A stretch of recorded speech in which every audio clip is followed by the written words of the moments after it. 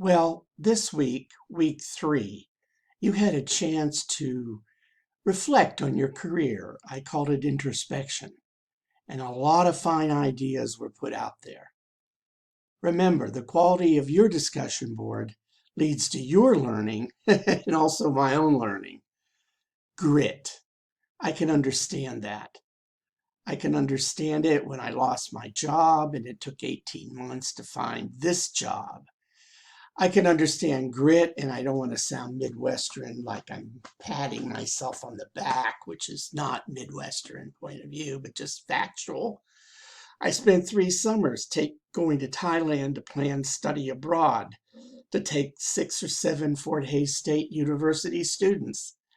That's a lot of grit, a lot of time, but in the end, I couldn't beat the COVID-19 pandemic.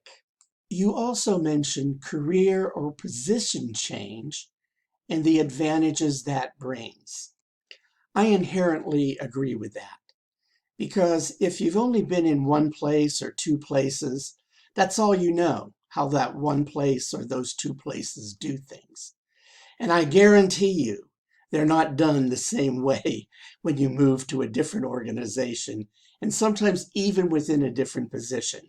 I think all of you are inherently aware of that. For me, the biggest change was a university's not a business. I would write real short, and I still do it, real short emails. And my wife always says, you got to stop doing it a business style. You have to remember you're an educator now. Several of y'all are in human resources. Now, traditionally, training and development is set, for example, in human resources, and that's where I was always assigned to, an HR manager. So I do know firsthand how a lot of times HR is simply going through checking a box. But it's just not HR. It can be anyone, anywhere. When they want something done, they really don't have much interest in it. They just want to check the box because you have to do that. Taking risks, as some of you mentioned, is not an easy thing to do. If the risk doesn't work out, you're in bad shape. And that indeed happened to me when I took a risk, left a job that I really liked related to the Foreign Service, and went to Cairo, Egypt. That job did not work out. It was not aligned with what I liked to do or like how I thought things should be done, so I moved on. Was it a mistake short term? Yes. But long term, as I've reflected on it, I've realized that out of that bit of adversity, I think I grew my career a bit. I do agree you need a passion for what you do, as our hunting friend said.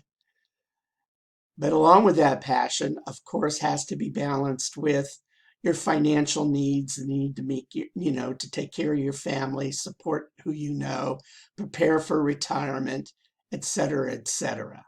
Sometimes, I've seen people who really hate what they're doing and will say, especially now in time of COVID-19 pandemic, I only keep this job because I need the insurance.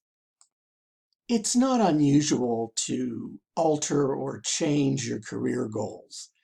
I personally think it happens to all of us because I sure know it happened to me.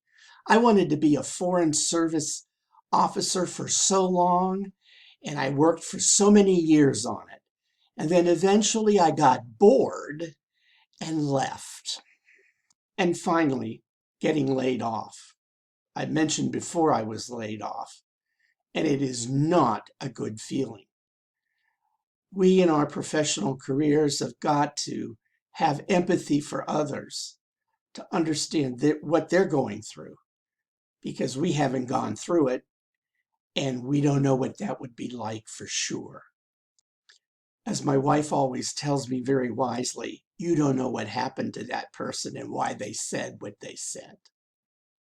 Well, I know that us in the Midwest, we don't want to look like we're bragging or patting ourselves on the back. I hope I'm not coming off that way. I simply want to share my experiences as they relate to your discussion board comments. Thank you.